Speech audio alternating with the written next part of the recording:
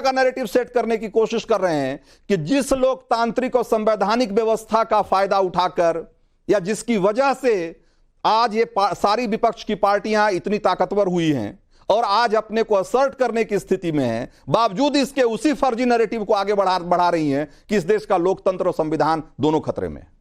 देखिए रंजीत जी, मुझे लगता है कि जो इस संविधान की कॉपी लहराते रहते हैं अखिलेश यादव भी और राहुल गांधी भी, इन दोनों को प्यू रिसर्च की रिपोर्ट की कॉपी भेजनी चाहिए। शायद ऑस्ट्रेलिया वाली डिग्री तो पता नहीं है कि नहीं है, लेकिन बाकी जो डिग्री उससे शायद वो पढ़ लेंगे, उनको समझ में आ जाएगा कि इस देश के लोगों ने 77% लोगों ने कहा है कि लोकतंत्र है, सशक्त है, इस देश में लोकतंत्र को कोई खतरा नहीं है। मतलब कि सरकार जो है तानाशाह नहीं है, वो लोगों की बात सुनती है और ना ही जो एजेंसियां हैं उसका दुरुपयोग हो रहा है। इसका साफ साफ मतलब यही होता है। तो ना और आप देख लीजिए, ये भी कहा गया था कि जब सरकार तीसरी बार आ जाएगी तो चुनाव नहीं होंगे, उपचुनाव हो रहे हैं, वोटिंग हो रही है। उसके बाद ये कहा गया कि आरक्षण खत्म हो जाएगा। कौन सा आरक्षण खत्म हुआ? कोई आरक्षण खत्म नहीं हुआ। आपके डिबेट में भी ये झूठ फैलाया जा रहा है कि ईडब्ल्यूएस जो आरक्षण दिया गया वो सवर्णों को दिया गया। नहीं, सवर्णों को नहीं दिया गया, इकोनॉमिकली वीकर यानी गरीब लोगों को वो आरक्षण दिया गया। ये प्रॉब्लम ये है रंजीत जी कि ना नेता इनके पढ़ते हैं और ना उनके प्रवक्ता पढ़ते हैं, और आके यहाँ डिबेट में और संसद में सिर्फ झूठा प्रोपेगेंडा फैलाते हैं और जो ये रिपोर्ट उसका विध्वंस करती है, उससे सारी हवा निकालती है। लेकिन मैं ये कहती हूँ कि इन सारे नेताओं को ना आज देश से माफी मांगनी चाहिए, क्योंकि ये पूरा झूठा प्रोपेगेंडा पे एक चुनाव लड़ा गया और देश की जनता के साथ में छलावा किया गया रंजीत जी। क्योंकि ये लोग हर फोरम पे गए, वो अमेरिका जहां जाके ये कहते रहे कि अमेरिका इंटरफेयर क्यों नहीं करता भारत के मामले में, क्योंकि भारत में डेमोक्रेसी खतरे में। उस अमेरिका में ही सिर्फ 31% लोगों को भरोसा है अपनी जो डेमोक्रेसी है उस पे। जिस ब्रिटेन में जाके राहुल गांधी बार बार भाषण देते हैं, वहां पे सिर्फ 39% लोगों को लगता है कि कोरोना के बाद वहां लोकतंत्र बचा है। उसके बाद जो ये यूरोप जाते रहते हैं, वहां की हालत खस्ता है। चीन से कंपेयर करते हैं, चीन में तो डेमोक्रेसी है ही नहीं, वहां तो तानाशाही है एक तरह से।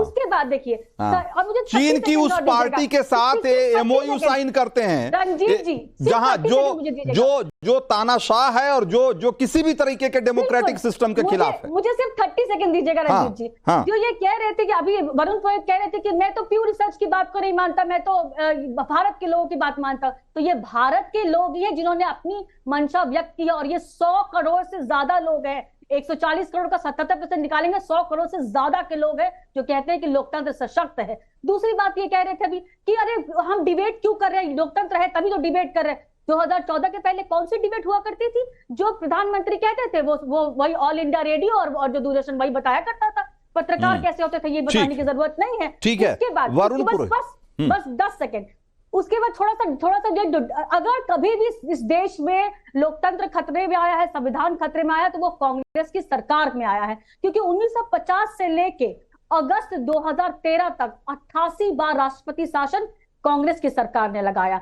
1976 से लेकर 72 तक 4000 सांसद खरीदे, बदले गए, दल बदली बनाया कांग्रेस की। वॉशिंग मशीन तब, जबकि देश में भी वॉशिंग मशीन का नाम किसी ने सुना नहीं होगा। राष्ट्रपति शासन लगा के अपनी सरकार बनाना, वहां पे भी सरकार बनाना जहां पे जीतते नहीं थे, ये कांग्रेस की परिपाटी। अभी आप केसीआर को देख लीजिए। वरुण पुरोहित, ये बहुत ही गंभीर आरोप है, बहुत ही गंभीर आरोप है कि भाई इस देश के लोकतांत्रिक ढांचे पे अगर जब खतरा आया उसमें कांग्रेस का नाम सबसे ऊपर है।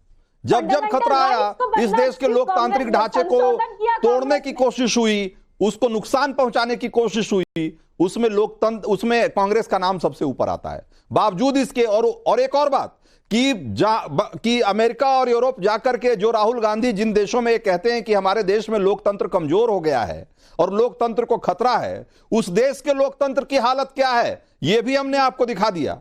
उसके बावजूद भी राहुल गांधी क्या इस बात को स्वीकार करेंगे कि वो गलत नैरेटिव चला रहे थे?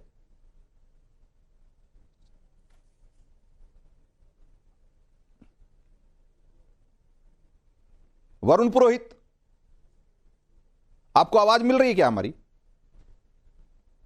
रंजीत कुमार भी मोदी जी बना रहे थे ज्यादा करके। मेरी आवाज आ रही है? हाँ आ रही है। आपकी मिल रही है आवाज? मेरी आ रही है? हाँ आ रही है। आवाज आ रही है मेरी रंजीत कुमार जी? हाँ आ रही है। अमेरिका की रिपोर्टें हैं तो मैंने कहा ना, विदेश की रिपोर्टें को ये कह देंगी कि मोदी जी के टाइम भारत खराब हो गया है, हंगर इंडेक्स में बिल्कुल नीचे आ गया है, आपके हैप्पीनेस इंडेक्स में नीचे आ गए, तो मान लोगे क्या? कोई मान लो। आप डेमोक्रेसी पे बात कीजिए, लोकतंत्र पे बात कीजिए, आरक्षण पे बात कीजिए, चुनाव पे बात कीजिए। बीच में मत बोलो, बीच में नहीं, बीच में नहीं। मत चेंज एक कीजिए मिनट, वरुण जी। सुजाता बीच में नहीं। वरुण पुरोहित की आवाज ऐसे वैसे भी ठीक नहीं आ रही है, उनको स्पष्ट तरीके से बोलने दीजिए। हाँ हाँ हाँ, बीच में नहीं बोलना चाहिए। डेमोक्रेसी यही होती है, आप लोगों को आता नहीं है डेमोक्रेटिक सिस्टम। अभी ये कह रही थी 2014 से पहले क्या नहीं होती थी क्या डिबेट? बिल्कुल। तो 2014 से पहले भी डिबेट थी। 2000 से पहले ये नेटवर्क की दिक्कत भी आपको डेमोक्रेसी की दिक्कत नजर आ रही है। इतना दूर तो नेटवर्क भी नहीं सहन कर पा रहा है रंजीत जी, क्या करें? नहीं मतलब नहीं, इनको नेटवर्क की दिक्कत भी डेमोक्रेसी की दिक्कत नजर आ रही है। भाई अब ऐसे अगर देखेंगे तो डेमोक्रेसी हमेशा खतरे में दिखेगी, हमेशा खतरे में दिखेगी डेमोक्रेसी फिर तो इस देश में। हाँ, आप क्यों बचाना चाहते हो? बीच बीच में बोल रहे हैं एक्टिविटी का, मैंने ये तो कहा बीच में क्यों बोल रही है? आपके नेटवर्क में कुछ इशू है जिसकी वजह से आवाज स्पष्ट नहीं आ रही है। मैं अखिलेश कटियार के पास जा रहा हूं, एक बार फिर से आपके पास आऊंगा मैं वरुण पुरोहित।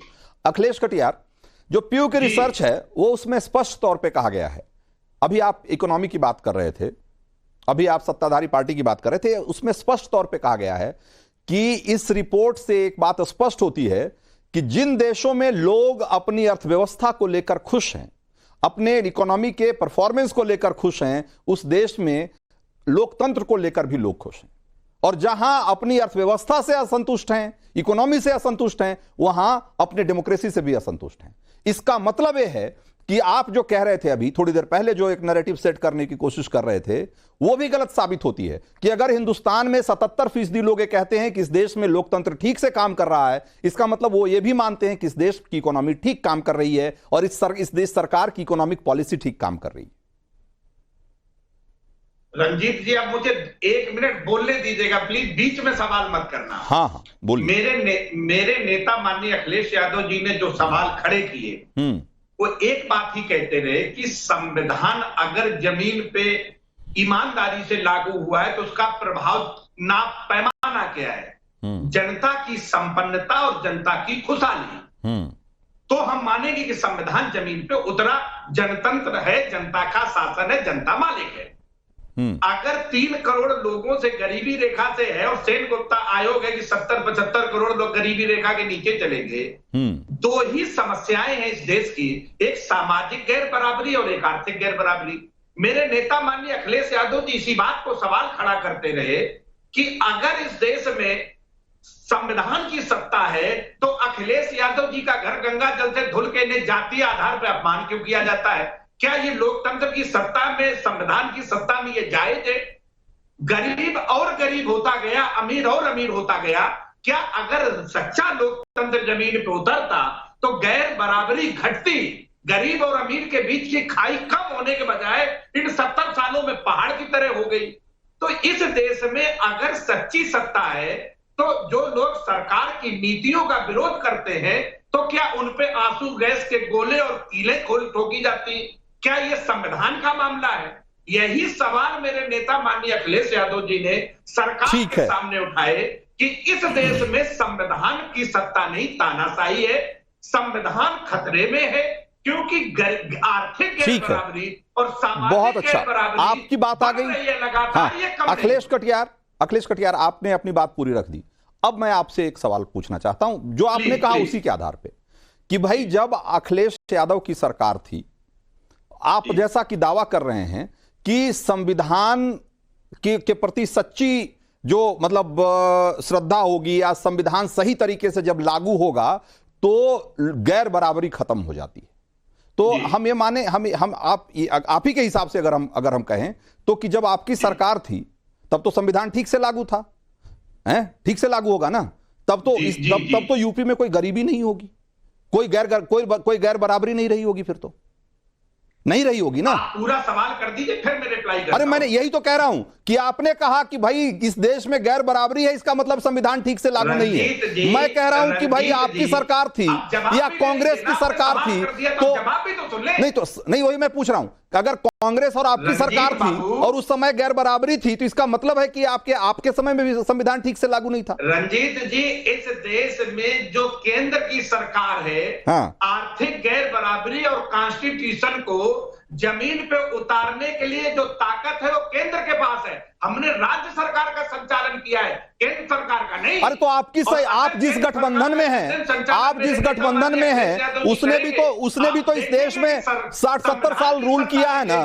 एक मिनट, अखिलेश कटियार, जिस गठबंधन का आप हिस्सा हैं आज, इंडी गठबंधन का, उसने भी तो 60-70 साल इस देश में राज किया है ना। ये सरकार तो बहुत कम समय तक है, अभी बहुत कम समय के लिए है। तो मतलब इसका मतलब कि अगर गैर, उनके रहते भी, उनके इतने लंबे शासनकाल के बावजूद भी अगर गैर बराबरी है, तो इसका मतलब कि उन्होंने संविधान को तिलांजलि दे दी थी।